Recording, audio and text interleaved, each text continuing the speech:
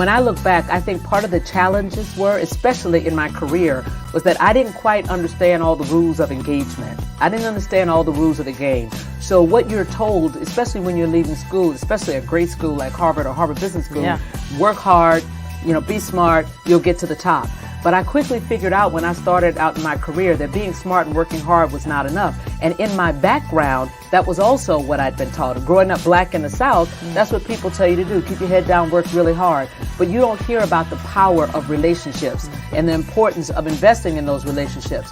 So if you think you can just be an island and put your head down and work hard and that will get you to the top, that will not do it. So I would say that more of my challenges were not just because of gender or race. It was because I didn't understand how the game was played. I can't, if there was a, hold on a second. Hold on, because David told me, he's like, I got to play this video for you, man. I got to play this lead-in video because you're going to love it. I have not heard that. And like, I would be like, run that ish back, run that ish back. That was, wow. And working hard and being smart is not enough. And she said, being from the South, obviously color's an issue, gender's an issue, but working hard and being smart. And in a world where working hard and being smart should be enough to put you on an equal playing field with everybody else. That's what we're taught. But she said, I did not understand the rules of engagement and how to work relationships, make sure that those relationships essentially got better. I was like, whoa, what you think of that, Sky? Listen, it was so many gems and bombs being dropped immediately. Not only did she say, we're not taught that in the South, it's a whole nother game for the Black woman. Yeah. So it's so many layers to that. I've worked here in the South, we're right here in Texas, but I've also worked in the Big Apple in New York. And when I tell you, it's a whole nother ball game. We're talking about, she touched on listen, Justin, listen, I'm fired up already. Listen. Yeah, that was nice. That was a good way to start. So look, today we're talking about market and competitive analysis. And we got a guest that's going to come on here in a second. Everybody in H-Town knows her. And she's just a heavyweight in what she does. I think a lot of what she does, though, goes unrecognized or underrecognized because the work that she does is so behind the scenes to make other people. It's almost like I was messing around calling myself Black Yoda, but Yoda was never really the star. It was always Luke. It was always, Princess Leia, the other people, or whatever. And there's always these enablers that really make everything possible. And one of the things that she made possible, you were a part of it, was a house giveaway after Hurricane Harvey, right? Yeah. And so, when we set it all up, we thought, oh man, this is me and Boss Life and Box, we're gonna be on Don Lemon. He's gonna be interviewing us, asking us about, y'all giving away a house and blah blah blah. And like we literally bought a house, remodeled it, and gave it away. Well, behind the scenes, this woman put this thing together seamlessly. And I mean, step by step, helped us, take it from beginning to end in an amazing way. So I want to see if we can run a video and just kind of show people what we did. One of the sort of wrap up videos from that. Maybe y'all can cue that up, please. 4, 3, 2, 1. Donnie Houston. Who realer than me, man? Whoa. Who kept it realer than me, man? 3, 2, 1. Unwrap your gift. Hold them up high. All right, open that up. Hey, yeah. So, that for me was one of the best days of my life. And we were able to do something incredible. You were there. Any thoughts on that? Listen, I loved that day because it spotlight who we are as a community, right? That's nothing new to us. When something heavy happens to us as a people, we drive together to help others. So I'm excited that we were able to continue that. Boss Life, I just got hit.com, but I'm even more happy to know, like you talked about, who was behind the scenes with a little puppet strings, making sure each Yeah. one of these partnerships came together for a big impact. So I'm excited to have the guest on today because, like you said, you thought you were going to get Don Lemon talking about what we were doing right here in the city, but it was another Lemon who we really need to put the spotlight on. Bring her So on. listen, Yeah. Let's get her on. I wore my jacket today because, you know, I wanted to represent a woman who does her best to represent us and put us in places that show us in the best light and really feed us. So, ladies and gentlemen, welcome to the She's the Boss series today. None other than a woman who it is my pleasure to bow my head and tilt my crown to the left so I can put hers back on top a little harder. Miss Latoria Lemon of Lemon Light Media. Hello. Thank you. Good morning. Good morning. Listen, I have to be so honest. When I watched that video, I was over here like literally, look, you can see my mascara. I was like, okay, fix your mascara. It literally brings tears to my eyes every time I watch that home giveaway. And, you know, I know people are like, you work, but when you're actually following your passion and your calling, it doesn't feel like work. And so to be able to partner with all of you all and make that day happen, I mean, it's still one of those moments where I'm like, Lord, we did something bigger than us, you know what I mean? And so that day will forever be in my heart. Yeah. And, you know, you don't really know about somebody when you partner with them on something. You don't really know who they are as a person until you hit the rough parts of the trip. And we hit the rough parts of the trip pretty early. But, you know, whenever I partner with somebody, we team up, you go, okay, well, let's see how this goes. And Latoria was like, you know, some people are the people that, you know, you have to stand next to and help them along the way. Some people you get into the rough parts, and that's actually when they show up even more. She showed up even more. So I think my respect for her is one of those things that became permanent at that time, because you get those moments where it's like, all right, the stripes are there permanently. She got the stripes from me. And so we've continued, we refer to her and her team as family. We work together with them, and anything that we've got going, you know, we're going to run it by her and kind of see. So honored to have you here today, Latoria. Thank you for joining us. And today we want to get into, because we want you to come back. We want to talk a little bit with this series about marketing and branding and all these things that I know, promotions and public awareness and really getting a promotional campaign going. But today we're talking about marketing competitive analysis, which is from the CEO standpoint, one of the challenges is you always know what's going on with you, with your company, with your product or service, but sometimes it's more difficult to do an honest, accurate assessment of the people across the street, the competition, the threats, and we're going to do SWOT tomorrow. But I know you've got some insights on that, so I want to talk a little bit about that. Why don't we pop up the screen and show people what's going to be in the materials for afterwards, because we've got a website, buildingher.com, where we're going to have a worksheet for people to fill out. These are the sort of the black letter things that we've got. So, and I won't read it all, but I will run through a couple of these. Your competitors' design, the price, the performance, the quality, the features. When I talk to people about their businesses and I ask them about their competition, sometimes they have a challenge articulating where their competition differentiates from them, where the strengths of their competition are, the threat. A lot of people just answer that by saying, well, they're going up against me and I'm a proven winner, so I got this. That's not enough. And yesterday, you and I were talking a little bit about originality. Everybody says they've got an idea, and I wanted to start there because you had some, you've always got this, I don't want to tell you what you want to hear and make you feel good. I'm going to tell you what you need to hear and make you do good. And so talk a little bit about that, those original ideas and kind of your approach to getting bosses, CEOs, people to look at the originality of that idea. Yeah, absolutely. So a lot of times, as you mentioned, a lot of times people come to me or they're, just talking in general, and everybody has the hottest product. Everybody has the hottest song. Everybody has the hottest clothing line. And, you let them tell it. Nobody's ever seen anything like this, right? And a lot of times that ignites a question in me to ask them, which is, have you done your research?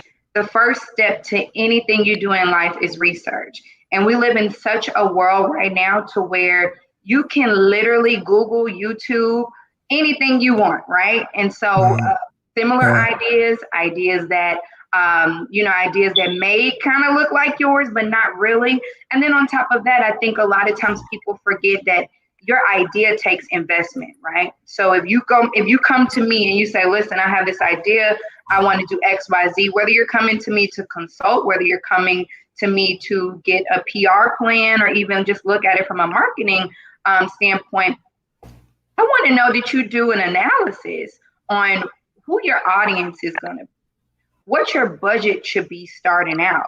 What type of research did you do? Do you just have a platform, or have you built a house? And a lot of times people don't realize that they want to open the door to the house before they've even laid the concrete. And you can't do it. Like, it's no house there. We're all just imagining. This is imagination until we get it all on and popping. And so doing that research is so essential, especially before you bring third parties in. A lot of times people think, let me bring in a third party and that's going to solve all of my issues. That's not how that goes. You are your brand, whether somebody's associated with it or a part of it, no matter what, it's yours. And how do from your perspective, how do personal feelings get in the way of people being objective? And I know that sometimes, the textbook, the classes will talk about subjective analysis, objective analysis. As human beings, we want to look at things from our own perspective. That's really what we do. But one of the things I've noticed about really strong CEOs, female CEOs especially, they've got a gut.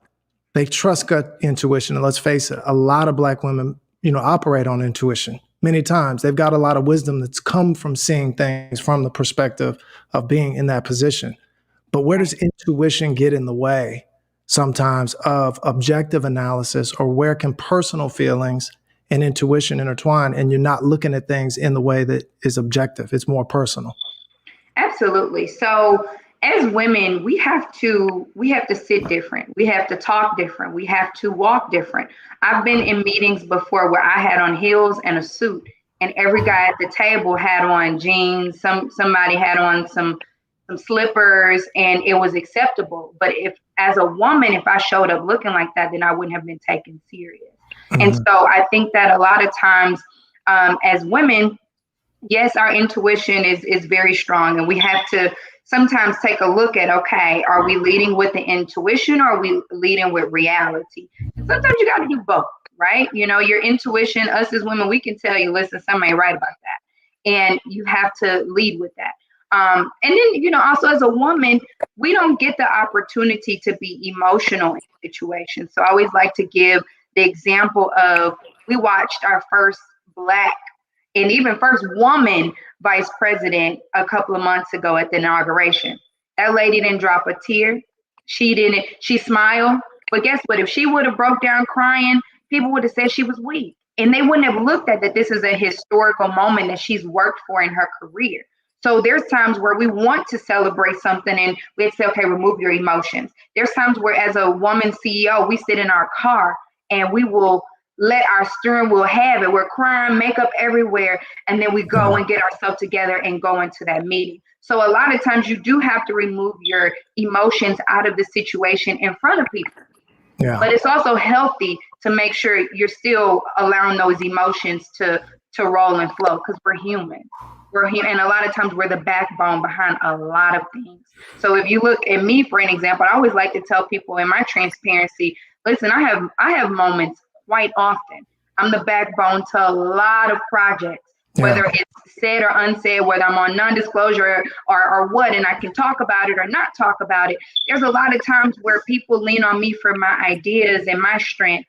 And there's times where I'm like, okay, Lord, I don't have that strength today, but I have to get it together. So removing your emotions is something that we have to do as women. We have to watch our tone, especially as Black women. And even, sometimes when I speak, and I even teach my clients, minimize your hand motion. So some people are like this all the time, and then it becomes a distraction, and then it's a threat and all of this. And, I'm like, I got this hot project. Yeah. You got to minimize that, because guess what? That, to some people, that shows that you're not qualified, and they're no longer paying attention to your words. They're paying attention to the gestures. And can you handle what you're speaking of? Can you represent me in a way where when I'm not there, I can trust that your demeanor and your mannerisms aren't offensive.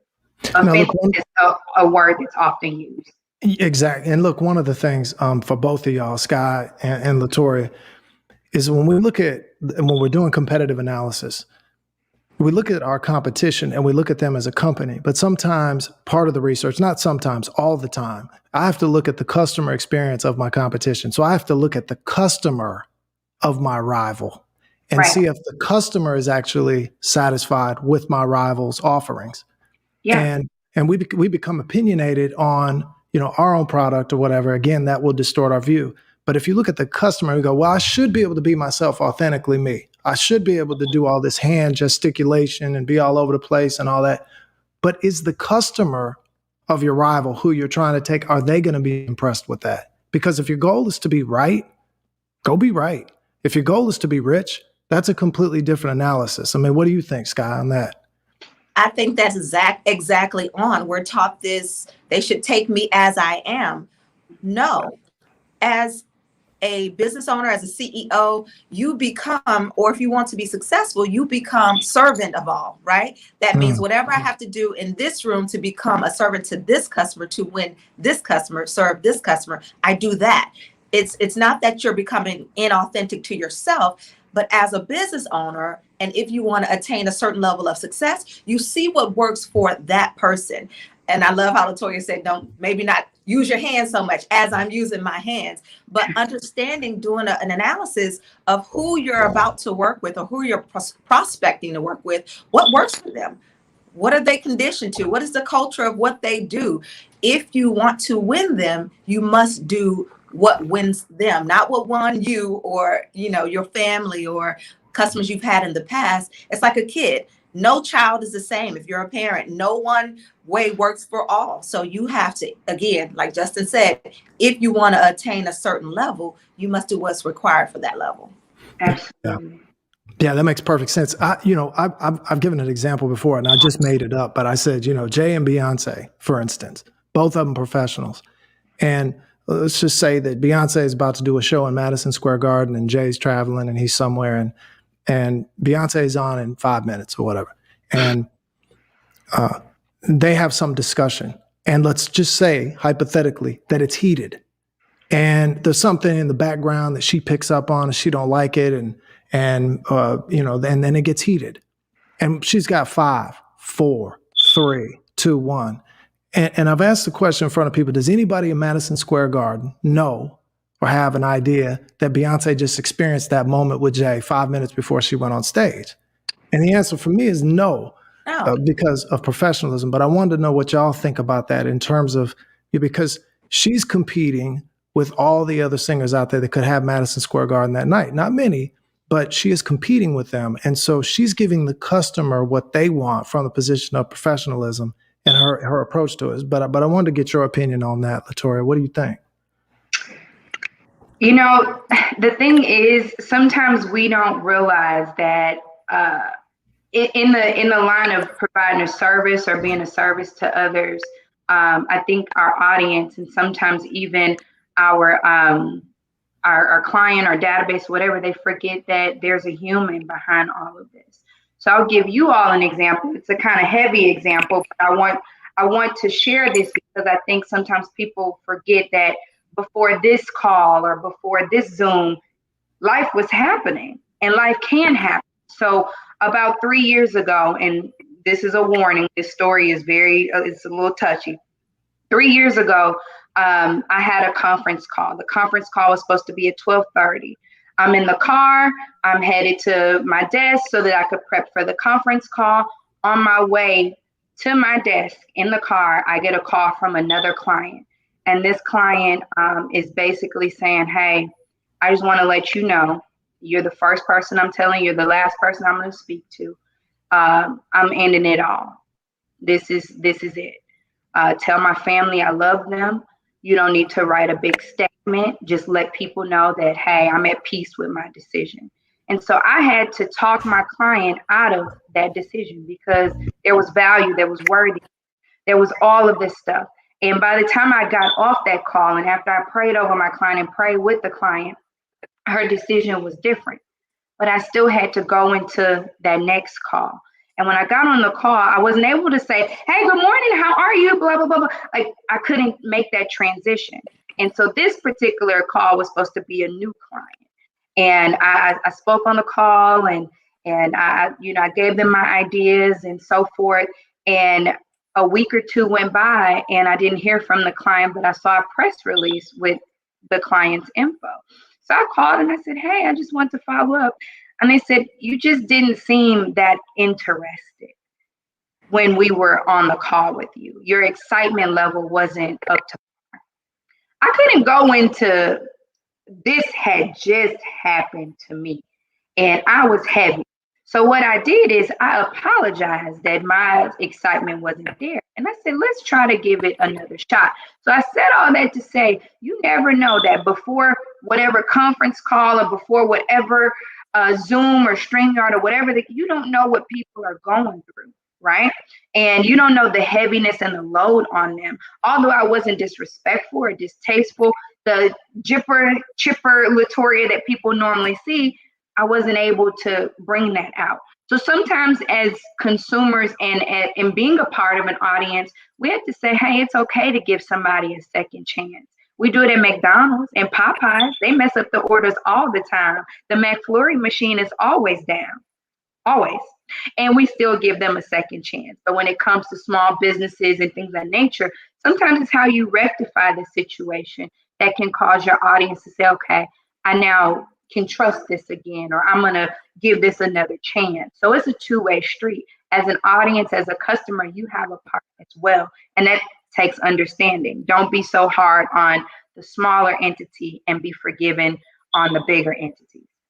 Before you leave, I have a quick question. Mm-hmm. Before you leave there, one, what would you have done differently, if anything, knowing now what you know, that the other side, the other potential client cannot see what just happened to you in a human moment? What happened to you personally then affects you professionally. So what advice would you give a young CEO woman or a woman who hasn't experienced that yet to help her better still come out okay on the other side, perhaps winning a client? How do you differentiate between that personal moment and what you do in the next professional moment? What a great question. Absolutely. Yeah, that's a great question. I think I probably would have taken a couple of days and I should have followed up within a couple of days versus a couple of weeks. And you know, sometimes in business, we have to learn and understand the value of when and how to follow up. Some people, when you follow up with them, they make it seem like you're bothering them. And I don't like that. But then there's others where that follow up is super, super essential. And I probably could have picked up the phone and said, hey, let's see if we can reschedule the meeting, or let's see if we can try it another time. But I'm one of those people where I'm like, if you put me on your books and we're rocking and rolling, let's just go for it. But as a business owner, let's also take time and understand our human sense as well and say, hey, if I just cannot do it, I can't do it. And to be very honest, I probably needed a couple of days after the conversation that I had with that client that was about to take her life. Yeah, and you know, what you find out is with most people, most human beings, they're perfectly willing to accept surprises that they've been prepared for. It's when we surprise clients, we surprise customers with things that they weren't prepared for, that they weren't conditioned for at all. Because we're all human beings and everybody's going to deal with a situation at some point in time in life that's going to interfere with the matter at hand. And what I think is most people are in their hearts, most people in their hearts are good people. And if you share some information, just say something just happened immediately prior to this, that's going to prevent me from giving you 100% what I think you're entitled to. And you are so important to me and such an important, prospect for me, that if I feel like I can't give you my A game, and this type of thing is so rare, but something just happened, that I need to be able to give you my A game. Mm-hmm. And I think a lot of people would be receptive to that. But I think what's important about this is, in our background is that we're taught high school, pick what you want to study. What's your career going to be? And then you pick a college, and then you're supposed to go to that college. You're supposed to take these classes, and you're supposed to come out with this beautiful looking GPA, and then you start showing your resume around to these companies and say, I want to work for you. And you're taught, as Ms. Burns said at the beginning of this, that education and working hard is enough to get you there. With what you just outlined, we know that some of the things that happen behind the scenes, real life experiences, impact our ability to succeed. In other words, life gets in the way. And they don't teach you that in school. And I think a lot of the women that are listening, one of the reasons we're doing this is because we want women to understand that the textbook is not enough. The real life situations, the nuances, these types of things that people deal with. I'm a woman. That's strike one. Black woman, strike two. I've got children, maybe single mom, strike three. I don't have the quote unquote educational resume that somebody else has, strike four. Right. But it doesn't mean that you don't have to have the wisdom or the talent, the access to the information that you can research and the understanding. And I think y'all sharing that information or you sharing that story is going to help somebody say, okay, now I've got a tool in my toolbox that I can put out there in front of if I'm in that situation where I can make sure that I never compromise my professionalism. The Beyonce example was just them in a petty argument. Mm-hmm. What your situation was completely different. And I have one of those in life too, but I was in a different scenario where I was involved with a cat that got into a disagreement with another guy. They got into a physical fight and one of them killed the other. Mm-hmm. Right there, I was right there in the situation.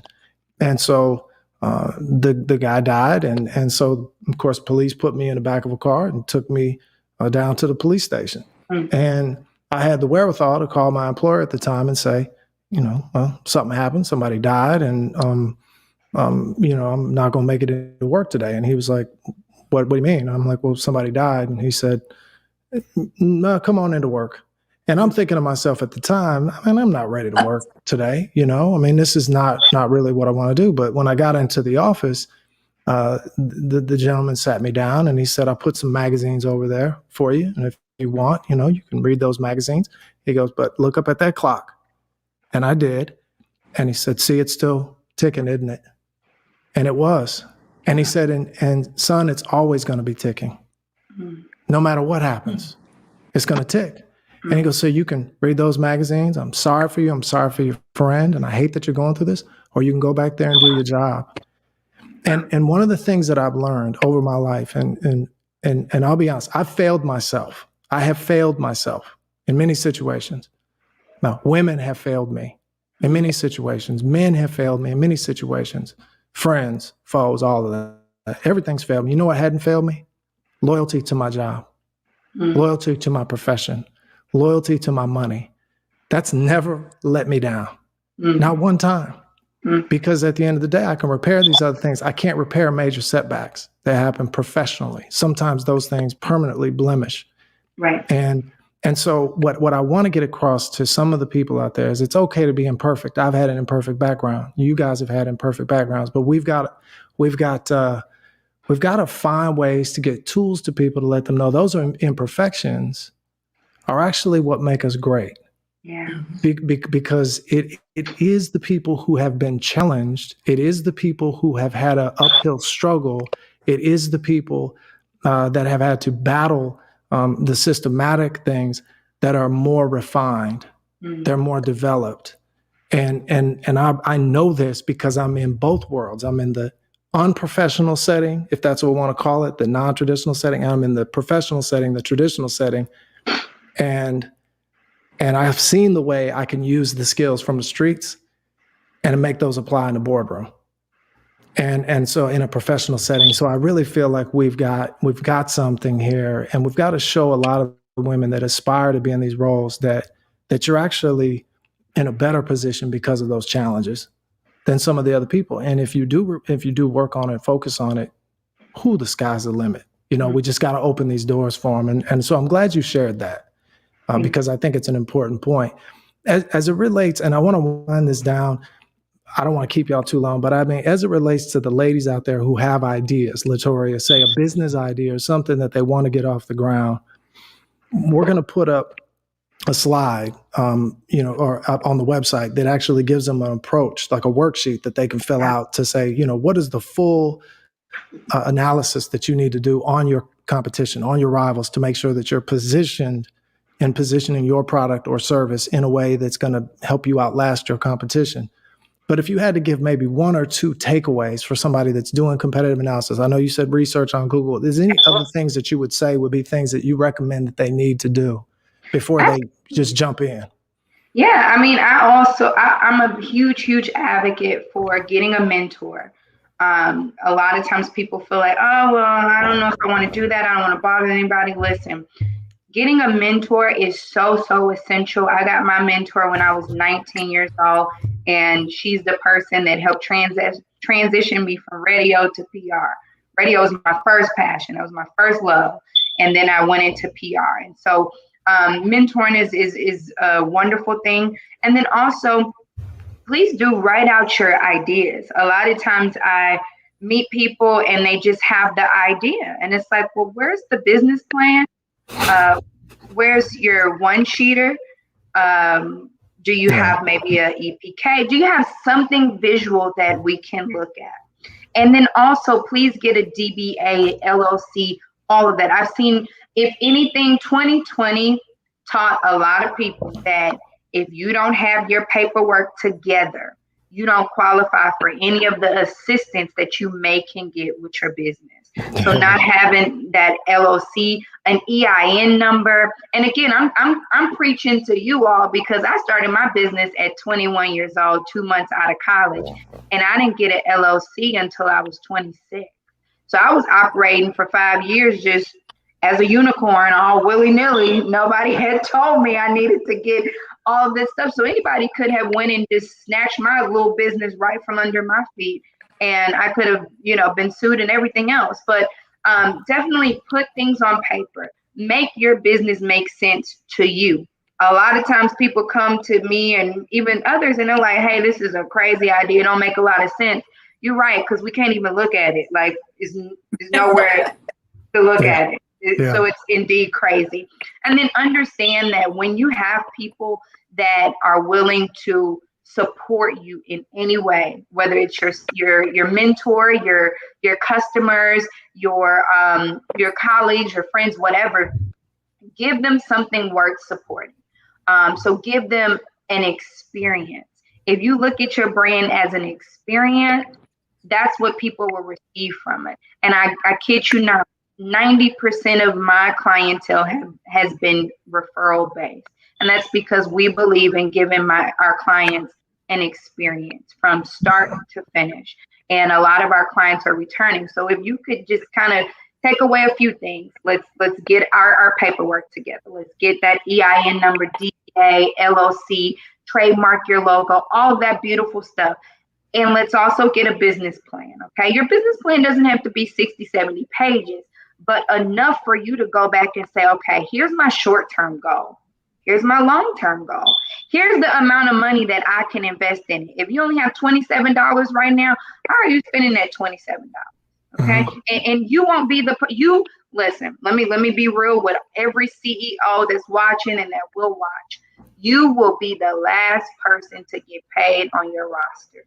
Yeah. And if you go in it with a mentality of, I'm going to get paid, a lot of people don't break even in their business when they're properly investing. They don't break even until after year 1, sometimes year 2. So definitely understand, but having that business plan and even a SWOT analysis will help you understand where you currently are, where you need to go, and how you need to do it. And then you can bring in those third parties. There it is. Gold, more gold.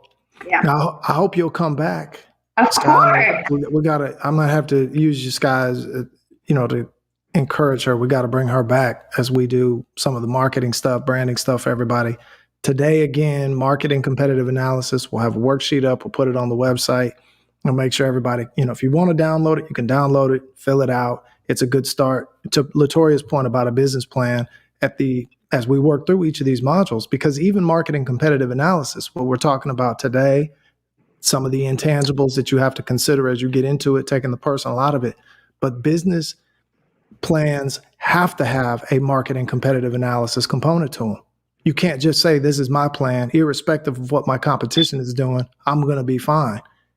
Your competition is what's what you're up against, and you have to address that in a business plan. By the time we're done with this, we hope to give people every single component of a successful business plan, which, oh, by the way, is a prerequisite to being funded. If you want to get money, like she just said, you got to have your paperwork. And so you can't just go to somebody and say, I got an idea, because an idea ain't nothing but a chemical reaction in the brain. That's all it is. Some synapses and dendrites, electrical signals inside the brain saying, oh, I think this is great. That means nothing to an investor. And so I think those are key points. We'll add those. And I really do hope you'll come back, and we'll get you back on to talk about some of these marketing things, because I think people will really benefit from that and from your personal experience inside of it at the same time. Definitely. Anytime you need me, just let me know. I'll be more than happy. And I do want to commend, I just got hit, Justin, and everybody at Radio One for this $20,000 giveaway y'all are giving to these ladies. I mean, this is cat out the bag. Yeah, that's good. Oh, did I make that that's announcement? fine. Don't worry about it. It's all good. Hey, there's some money in it, folks. I'm backing her up. Look, if I had a business card that I gave Latoya from now on, it'll say right or wrong, I got your back 110%. That's what the business card would say, because when you ride with somebody, you ride. And yes, we're giving some money away. Yeah. Damn it. No, we good. 100%. No, we good. Yeah, we're going to make sure that we get some people out there, because look, what good, like I said at the beginning, what good are we if we don't share the good that we got? Right. And I just got hit is successful, but it wouldn't be successful without this community. And so if we've got an opportunity to help some other people get off the ground and can put some money behind them, then that's what we're going to do. And I mean, you're welcome to hire other lawyers if you get into a car wreck. I mean, I'm okay. I'm good. I'm just going to invest in my community. That's sort of the way I see the world. And so that's how I rock with it. Some people like that. Some people don't. Everybody's entitled to their opinion, free country. So thank you for everything you do. Sky, thank you for joining us today. And Listen, I just wanted to say one last thing that Latoya made me think about. And Justin, I love how you say when you guys support somebody, you do it, and you don't do it for the the hype or anything like that. But to what Latoya was saying, what she made me realize is that everybody say I'm the boss. She's the boss, but she's the boss because she paid the cost to be the boss, right? And being a boss is be the boss, handle business. BOSS, business over social success. People want to look good and say I'm the boss, but no, she's the boss because she's truly taking care of the business. So thank you, Latoya, for all of these gems you dropped today. Thank you, Justin, because you keep bringing it. I love it. Well, thank you. Appreciate y'all. And y'all make the rest of the day. We got to go get to work. So everybody be successful. We'll have the highlights from today's video. The whole video will be posted, but we'll have highlights from it as well for people that just want to snack on some of this. And what I will say to the ladies out there who are either already CEOs, working for a corporation that want to climb to the CEO role there, or have yet to start a company and want to be CEOs, listen, absorb, pick up on this stuff, and don't ever lose sight of that dream. Like, keep pushing. So God bless everybody, and thank you for joining us today. Thank you. All right. Thank you, Latoya. Thank you, Scott. All right, y'all. Be the boss, ladies. Peace out. Be the boss.